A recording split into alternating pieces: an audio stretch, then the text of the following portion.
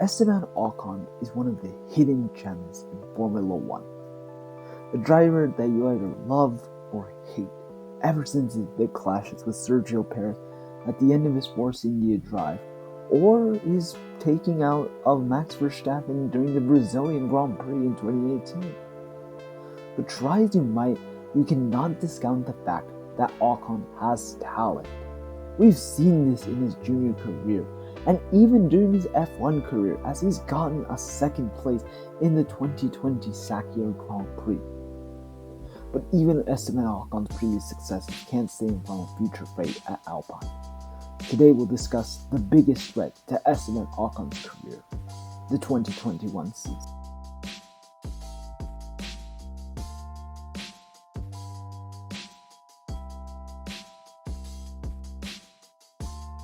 Now, before we get into why 2021 is Ocon's biggest career adversary, we must look back and reflect on Ocon's career. But before we do that, did you know that over 80% of you who are currently watching are not subscribed to me? So if you aren't subscribed to me already, go ahead and do so already, as it helps me on the YouTube algorithm and I'll appreciate it.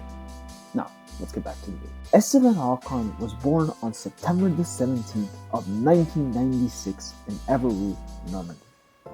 Ocon started karting at the age of 10, 2006, where in his first year in the French Mini-Me Karting Championship, Esteban Ocon took 8th overall, with him winning the championship the following year. After winning the Mini-Me Championship, Ocon went to the French Cadet Championship, where he too won that.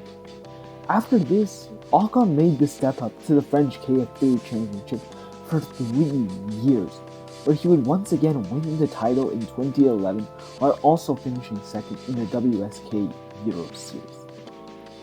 Afterward, Ocon would make the step up to cars and Formula Renault 2.0. Going from karts to Formula Renault was a big step up for Esteban Ocon, as it is for any driver. That being said, Ocon had a harder time than most in 2012, and most others at the age of 16. As Ocon was joining Formula Renault with his second best team, Corriere Motorsport, there was a lot of pressure on him, and that didn't include the fact that he was going against multiple future Formula 1, Formula E, and Super Formula drivers, and there were a lot of them in 2012. Ocon was going up against the likes of an informed Stoffel Van Dorn and Daniel Kvyat, a rising Nick de Vries and Pierre Gasly, Jordan King, Nick Cassidy, and newly found Alexander Albon. That year, Ocon ended up getting 4 points finishes and a podium at round 6 at Le Castellet. Ocon tried his hand at Formula Renault 2.0 Alps later that same year, in which he finished 7th overall, getting 2 podiums at the Red Bull Ring.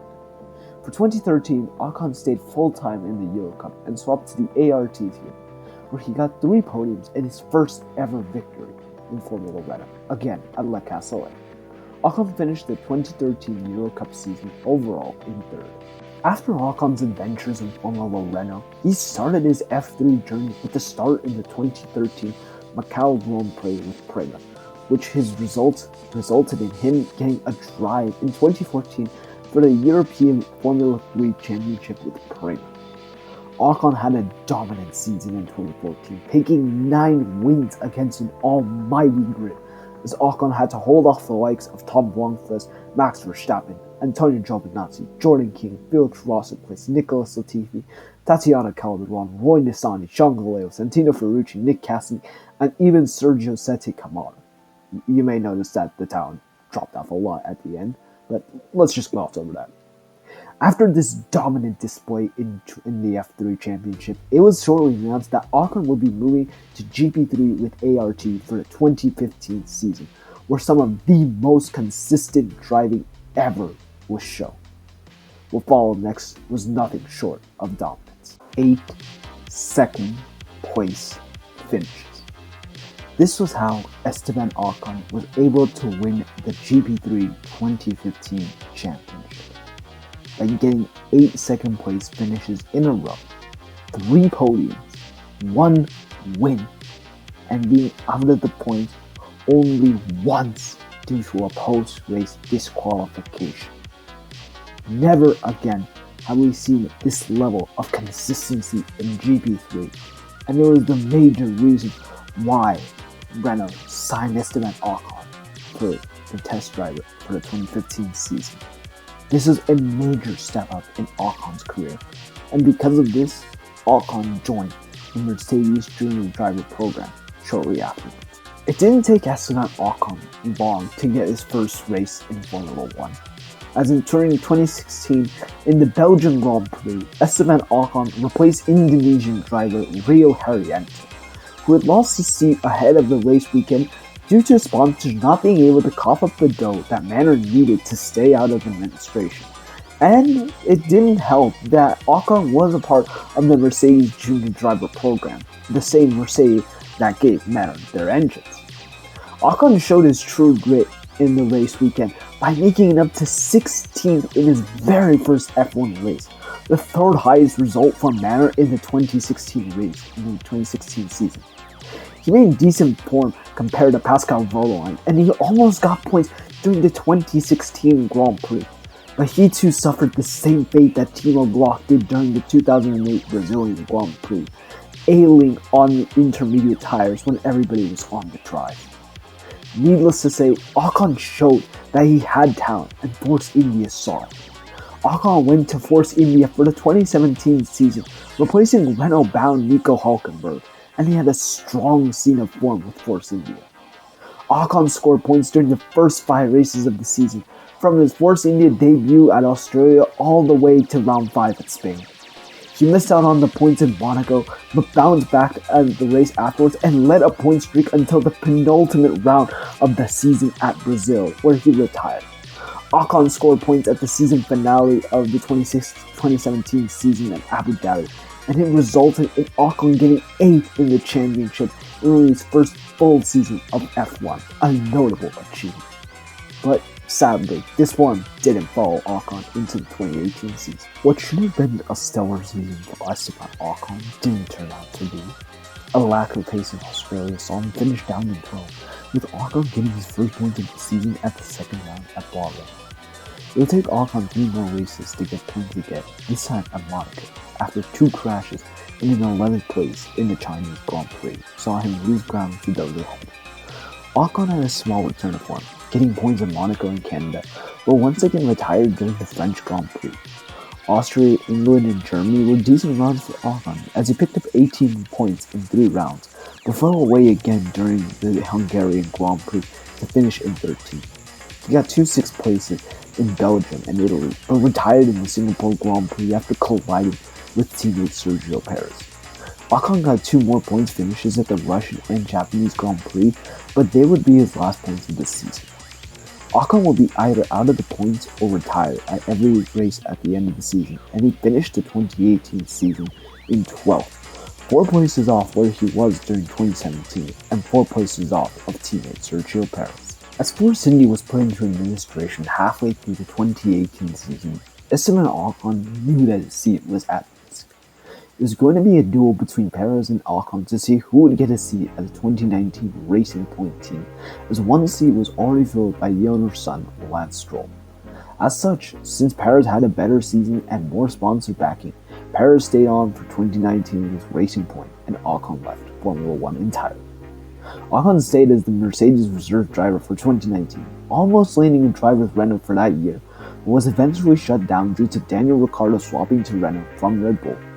2020 came, and Ocon replaced Hülkenberg, where he is happily situated as of now. Right, so now that we've gone through who Esteban Ocon is and how he got to F1, let's examine why 2021 is so crucial for him. As we all know, Alpine has signed a brand new driver for 2021 in Fernando Alonso, a big fish in the world of Formula 1.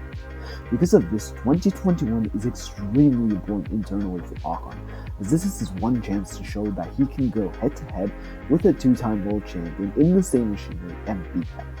If Ocon can do so, he is setting a name for himself in terms of 2022, as he is still a Mercedes junior driver alongside George Russell. The opposite can also be said, however.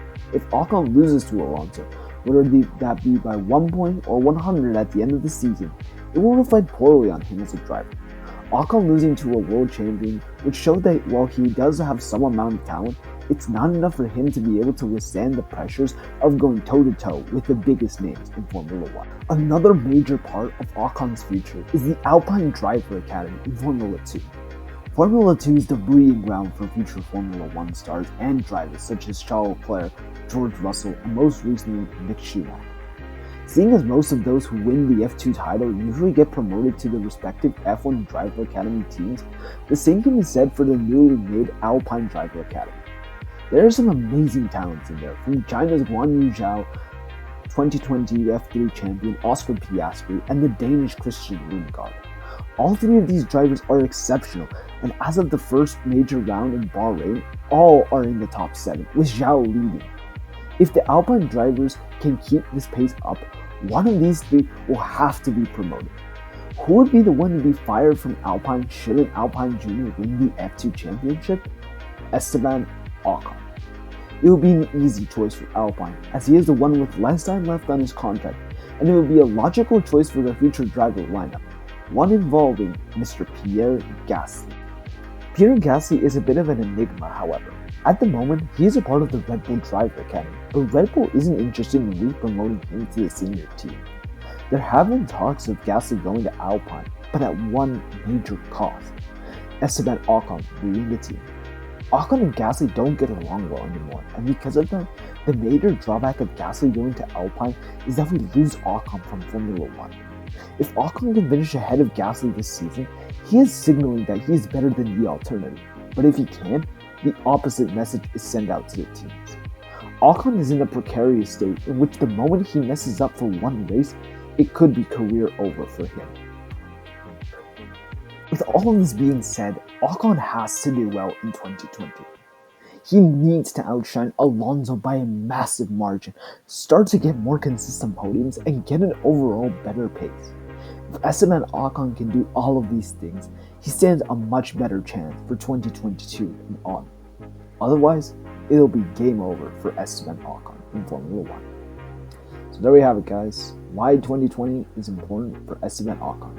I hope you guys enjoyed this episode and this video, and let me know what you guys think in the comments below. Don't forget to like and subscribe, and I'll see you guys in the next episode.